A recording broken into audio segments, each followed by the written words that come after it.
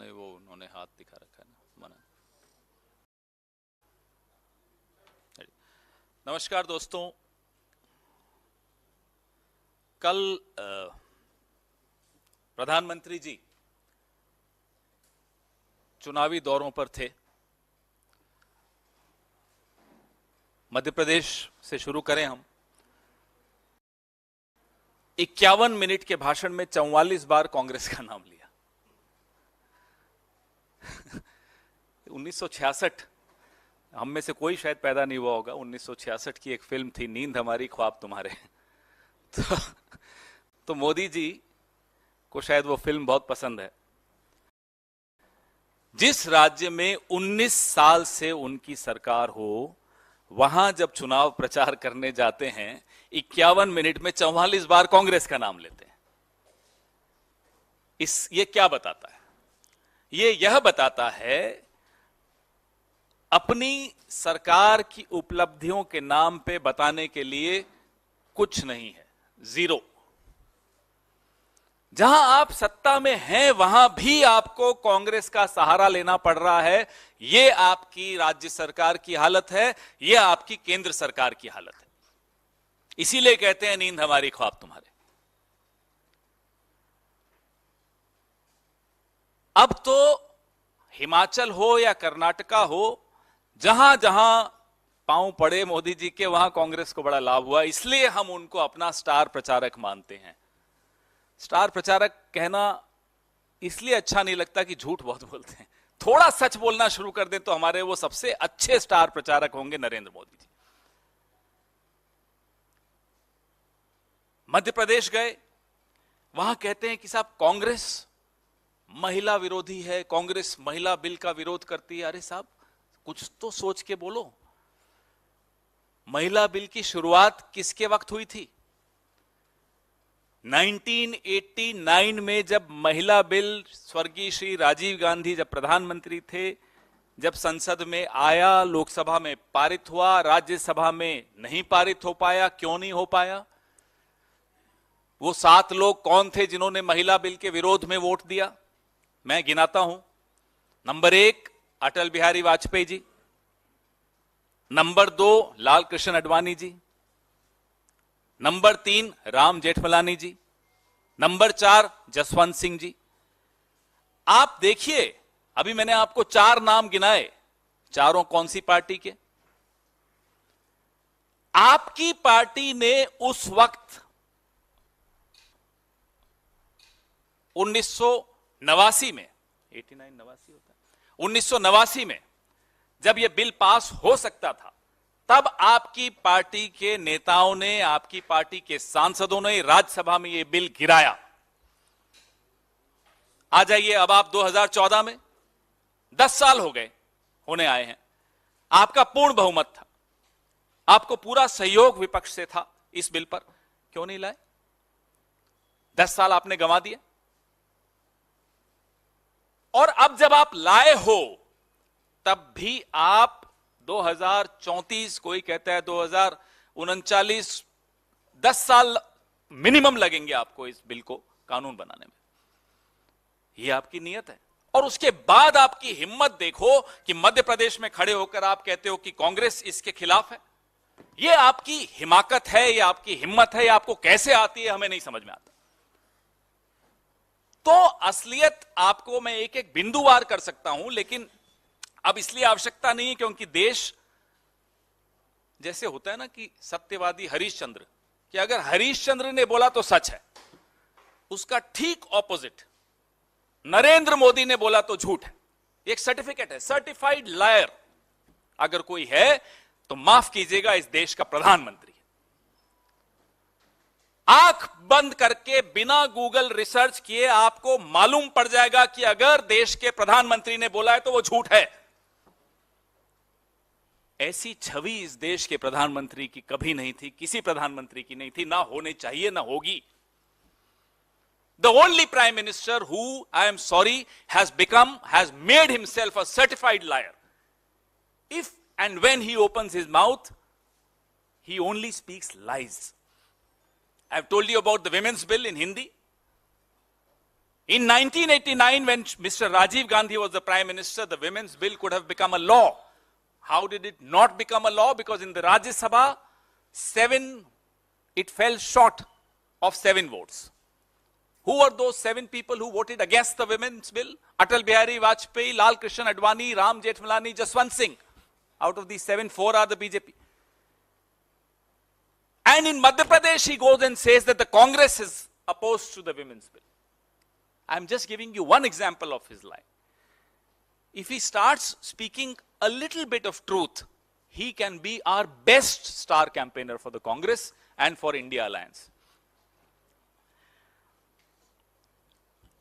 मध्य प्रदेश में मैंने आपको जैसा बताया 19 साल से सरकार इनकी, बीच में 15 महीने हमारी सरकार थी। उस 15 महीने में कमलनाथ जी की सरकार ने क्या क्या किया? 6 लाख युवाओं को युवा स्वाभिमान योजना से जोड़ा, 20 लाख किसानों का कर्जा माफ किया, और महिला सुरक्षा के लिए जब 800 करोड़ सेंटर से मांगे वो नहीं दिए गए। क्यों? क्योंकि वो जो है ना, बिना एयरलाइंस का मंत्री, बिना एयरलाइंस का एविएशन मंत्री इस इतिहास में इस देश के एक ही है, उसको खरीदना था, उसके लिए पैसे चाहिए थे। इस देश में लॉकडाउन तक को डिले किया गया क्योंकि उस बिना एयरलाइन के मंत्री को खरीदना था। ये आपकी सरकार की, ये आपकी पार्टी की, ये आपकी मानसिकता की हकीकत है। और महिला बिल पे आप बोलते हो, जब आप बचपन में शाखा शाखा खेलते थे ना, तो कांग्रेस ने देश को एक महिला प्रधानमंत्री दी थी जो पाकिस्तान से लड़कर बांग्लादेश को आजाद करा रही थी। इसलिए आप कांग्रेस के सामने महिला बिल पर तो ना बोलें, महिला अधिकारों पे मत बोलिए। आप खेलिए बृजभूषण के साथ शाखा शाखा और करिए महिला अधिकारों पे चर्चा।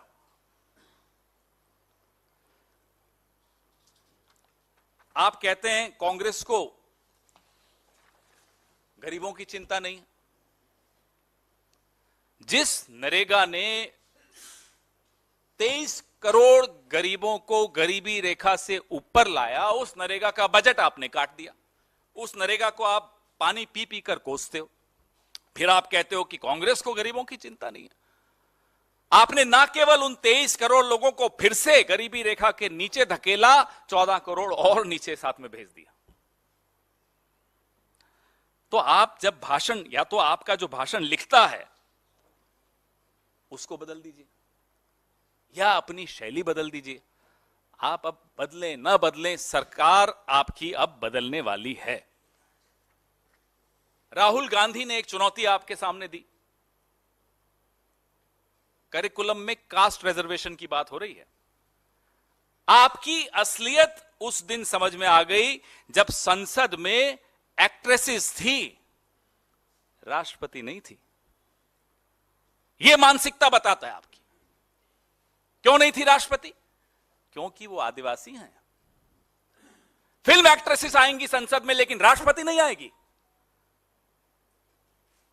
तभी राहुल गांधी कहते हैं कि आप जातिवादी हो,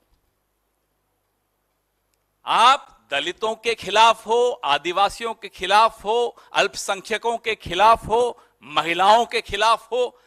किस मुंह से आप वोट मांगने जाते हैं? किस मुंह से आप बातें करते हैं इतनी बड़ी बड़ी? बृजभूषण को निकाल नहीं पाए, बात महिला अधिकारों की करते हैं। राजस्थान गए साहब कल। राजस्थान में अशोक गहलोत सरकार पर बरस पड़े।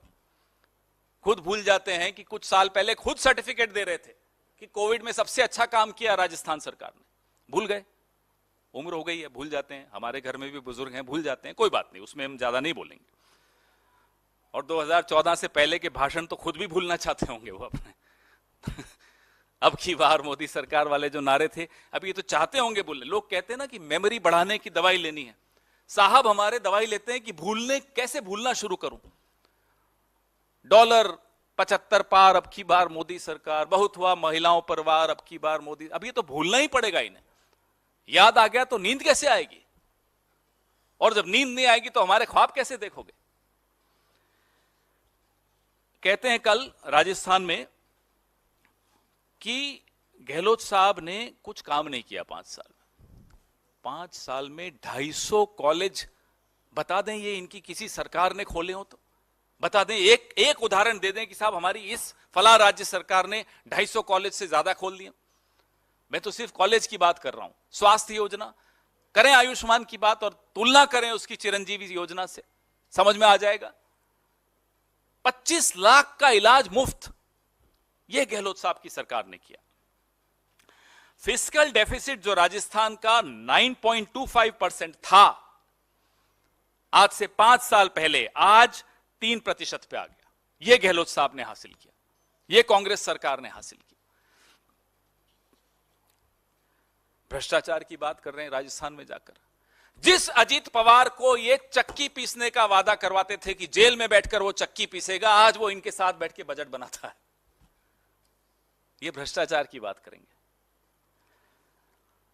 आधुनिकीकरण, डिजिटल पेमेंट, कल इन्होंने लंबी लंबी बातें फेंकी कि कांग्रेस ने डिजिटल पेमेंट्स में कुछ नहीं किया। यूपीआई को देश में लाने के लिए आपको नोटबंदी की क्यों जरूरत पड़ी? घर में चूहे आ जाते हैं तो क्या घर को आग लगा देते हो? भाई चूहे मारने की दवाई लाओगे, पिंजरा लाओगे, अलग अलग नुस्खे आजमाओगे, घर को आग लगाते हुए कभी सुना आपने कि चूहे आ गए घर में इसलिए मैंने घर को आग लगा दी? यह हुआ डिजिटल पेमेंट लाने के लिए नोटबंदी कर दी। बताइए कोई क्या बोले इस व्यक्ति को? अब हमें नहीं मालूम कि पूरी शाखा ऐसे ही लोग उत्पन्न करती है या ये एक अपवाद है, हमें नहीं मालूम। हम तो कभी शाखा गए नहीं, न जाएंगे। लेकिन कुछ तो है शाखा में जहां ऐसे नमूने आते हैं। घर में चूहे आ गए, आग लगा दो। कमाल है साहब। संसद की नई बिल्डिंग है, उसका एक तरह से उद्घाटन है, राष्ट्रपति को मत बुलाओ, एक्ट्रेसेस बुला दो। बताओ ये कौन इनको सलाह देता है? कहां से इनके दिमाग में ये बातें आती हैं? मनमोहन सिंह जी की सरकार, आज उनका जन्मदिन भी है मनमोहन सिंह जी का, भगवान उनको लंबी आयु दे, स्वस्थ रखे और उनका मार्गदर्शन हम सबको मिलता रहे। मनमोहन सिंह जी की सरकार थी, 60 करोड़ आधार कार्ड मनमोहन सिंह की सरकार ने बना दिए थे और आईएमपीएस सिस्टम बना दिया था। टेक्नोलॉजी तो कदम कदम बढ़ती है, स्टेप बाय स्टेप बढ़ती है। आज सारा श्रेय लेकर बैठे हैं महानुभाव। जब मनमोहन सिंह जी ने देश की बागडोर संभाली थी तब लैंडलाइन ज्यादा चलती थी, 15 रुपए प्रति कॉल मोबाइल पे होता था। मैंने भी इस्तेमाल किया है उस वक्त। 12 रुपए हुआ, फिर 10 रुपए हुआ। जाते जाते मनमोहन सिंह की सरकार 3G तक ले आई। ये बात करेंगे मनमोहन सिंह जी की सरकार की। तो जैसा कि मैंने आपको कहा कि अब सरकारी खर्चे पर जो नरेंद्र मोदी जी अब चुनावी अभियान पे निकले हैं, वैसे तो हमेशा ही चुनावी अभियान पे ही रहते हैं, फिर कहते हैं कि मैं साहब छुट्टी नहीं लेता। तो आप करते क्या हो तो छुट्टी लेनी पड़ेगी आपको? अपना भी मनोरंजन करते हो, देश का भी मनोरंजन करते हो, उसमें छुट्टी की क्या जरूरत पड़ी आपको? तो ये कहना कि छुट्टी नहीं लेते, चलिए हम तो खुश हैं कि आप जितना प्रचार करेंगे उतना हमारा खर्चा बचता है, हमें उतना कम प्रचार करना पड़ता है।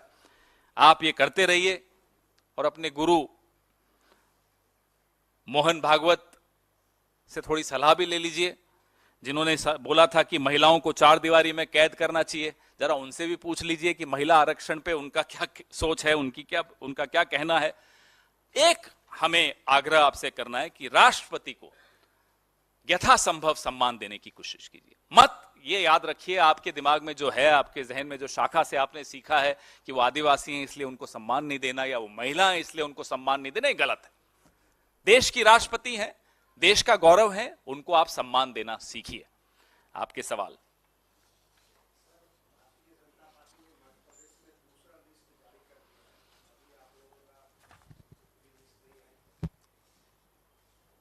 कर्नाटक में हमने जो किया तो इनको लगता है कि शायद उसी वजह से हम जीते। पहले लिस्ट निकाल दो। इन्हें नहीं समझ में आता कि आप लिस्ट पहले निकालो, ज्यादा निकालो, पूरे के पूरे केंद्रीय कैबिनेट को लड़ा दो वहां, उससे क्या होने वाला है? जो होना है वो दिख रहा है। वो इनके अपने सर्वे में भी दिख रहा है, टेलीविजन चैनल्स जो अपने सर्वे करवाते हैं उसमें भी दिख रहा है, और कांग्रेस के सर्वे में जो दिख रहा है वो दिख ही रहा है। तो उन्हें समझ में आ गया है क्या होने वाला है, इसलिए अब ये पहले लिस्ट निकाल दी, केंद्रीय मंत्रियों को लड़ा दिया, जो करना है कर लीजिए। अब बेचारे तोमर जी परेशान है, कल रात से उन्हें नींद नहीं आई, सुना भाई हम तो डूबेंगे, तुमको भी ले डूबेंगे सनम, ये हालत कर दी उनकी। तो पवन जी इधर। हाँ पवन जी, पंजाब में आपके नेता प्रतिपक्ष हैं प्रताप सिंह बाजवा, कल उन्होंने एक बयान पहले दिया। इस पे रखें मत, अरे हमारे स्टार कैंपेनर पे प्रेस कॉन्फ्रेंस हो रही है, आप हमारे स्टार कैंपेनर पे पूछो पहले। तो स्टार प्रचारक में पूछने वाला था कि जब बीजेपी ने कल दूसरी लिस्ट जारी की, 3 केंद्रीय मंत्री, 7 सांसद, बस 1 या 2 छूट गए, एक जो कांग्रेस से आपके यहाँ से गए थे वो छूट गए हैं, तो आपको लगता है कि उनको भी इसी लिस्ट में क्लब कर देना चाहिए था, बेहतर होता? हमें क्या मालूम साहब, उनकी लिस्ट है, वो गा भी रहे हैं हमको भी साथ ले ले हम रह गए अकेले, उनको ले आते, उनको भी लड़ा देते, उन्हें भी मालूम पड़ जाता क्या होने वाला है। अब अगर वो नहीं लड़ रहे तो सिर्फ अपनी हार को विलंबित कर रहे हैं, ये वाला नहीं हारे तो अगला हार जाएंगे, लोकसभा हार जाएंगे, वो चलने दीजिए, ये किसी को भी ले आए, किसी को भी लड़वा दें। मध्य प्रदेश की जनता मन बना चुकी है कि जो चोरी से सरकार में आए हैं उनको बाहर का रास्ता दिखाना है। माइक दे दीजिए, माइक दे दीजिए। हाँ, इसके बाद सर, आपने राजस्थान का जिक्र किया है, तो राजस्थान में आपकी सरकार के मंत्री हैं राजेंद्र यादव, उनके यहाँ ईडी की कार्रवाई हो रही है और तमाम जो उनके ठिकाने हैं वहां पर ईडी की कार्रवाई हो रही है, और इससे पहले भी कई ऐसे मंत्री हैं आपकी सरकार के जहां पे उनके ऊपर ईडी की कार्रवाई हो गई है, तो इस तरह इस चीज को किस तरह देखते हैं? अगर नहीं हो रही होती तो हम हैरान हो जाते। अभी तो सुना है कि ईडी टेम्पररी रिक्रूटमेंट कर रही है राजस्थान के लिए, छत्तीसगढ़ के लिए, मध्य प्रदेश के लिए, तेलंगाना के लिए और मिजोरम के लिए। अब इन 5 सेंटर्स में ईडी, रोजगार जरूर मिलेगा ईडी से। अब आपको कोई बेरोजगार नौजवान हो, हम उनको सलाह देते हैं ईडी और सीबीआई में भर्ती के लिए अप्लाई कर दो। हां, टेम्पररी नौकरी होगी 3 महीने की, और इन 5 राज्यों में पोस्टिंग होगी। मजाक बना रखा है इन्होंने ईडी और सीबीआई का। अब ये तो होगा, आप इसमें हैरान क्यों हैं? पवन सर, मेरा सवाल आपसे ये था, जो आप मंत्रियों वाली बात पे मैं आपसे रिएक्शन चाह रहा था। जब मुख्यमंत्री 3 बार के 4 बार मंत्री है, उसके बावजूद बड़े मंत्री को उतारना, बड़े 7 सांसदों को उतारना, इसको कैसे आप कांग्रेस पार्टी देखती? क्या विश्वास केंद्रीय नेतृत्व का बीजेपी के घट गया है शिवराज सिंह चौहान पे? क्योंकि कल आप लोगों की तरफ से रणदीप सुरजेवाला ने प्रेस कॉन्फ्रेंस करी थी, उन्होंने कहा था कि पूरे भाषण में शिवराज सिंह का नाम तक नहीं लिया गया और ना उनकी कोई उपलब्धि गिनाई गई। तो क्या आप लोगों के लिए कि एक अभी तो उनका नाम भी लिस्ट में तक नहीं आया? 2 लिस्ट जब भाषणों में नाम गायब हो जाए, जब लिस्ट में नाम गायब हो जाए, तो आप समझ सकते हैं कि हार मान ली भारतीय जनता पार्टी। आप अपने मुख्यमंत्री को अगर नाकारा साबित करने पर तुले हुए हैं सार्वजनिक रूप से, तो जनता उन्हें क्यों चुनेगी? जनता उन्हें वोट क्यों देगी?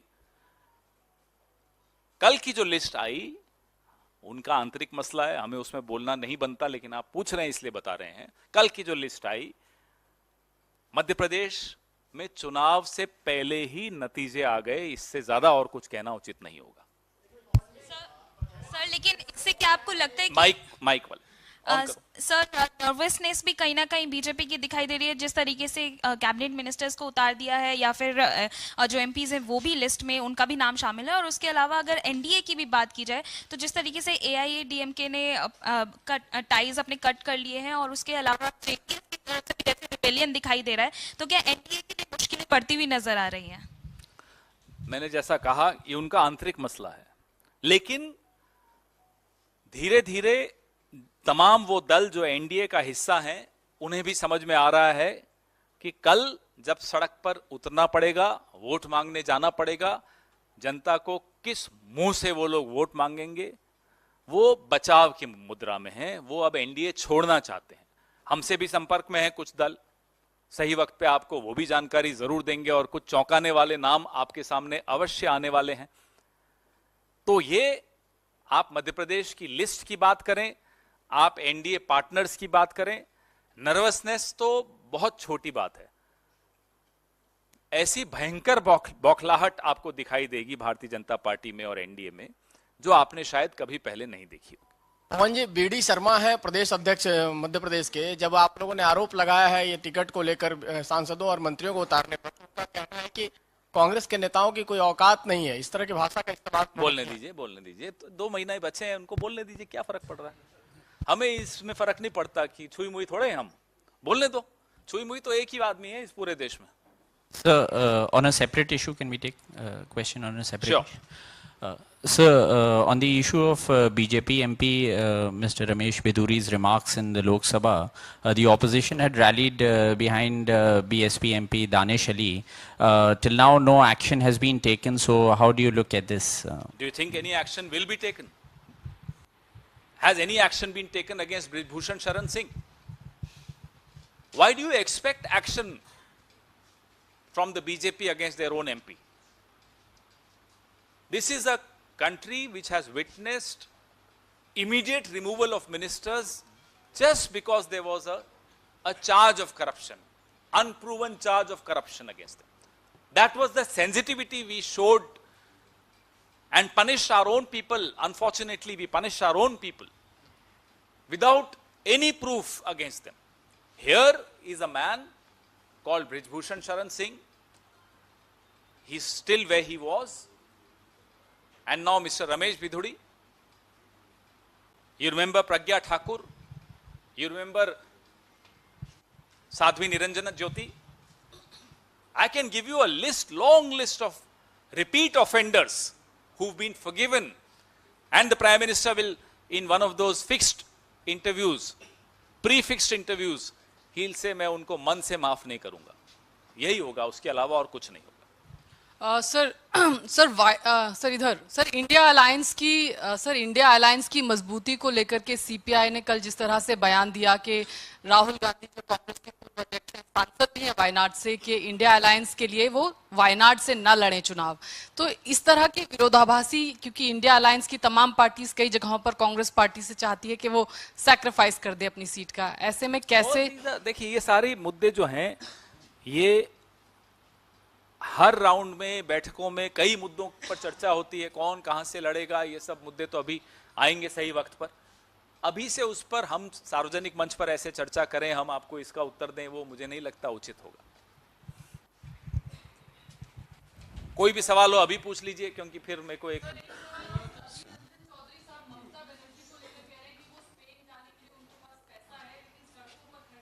उस राज्य की क्या स्थिति है, उस पर हमारे पीसीसी प्रेसिडेंट ने क्या बोला, मुझे अभी उसका जानकारी अधिक नहीं है। जी सर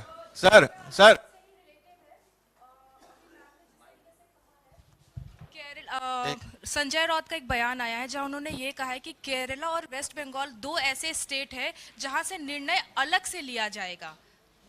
जैसा मैंने कहा, इंडिया अलायंस में जो भी निर्णय होंगे, बैठक के बाद जो निष्कर्ष निकलेंगे, हर बैठक के पश्चात आप लोगों से मुखातिब होते हैं, आपसे चर्चा होती है, वो होगी।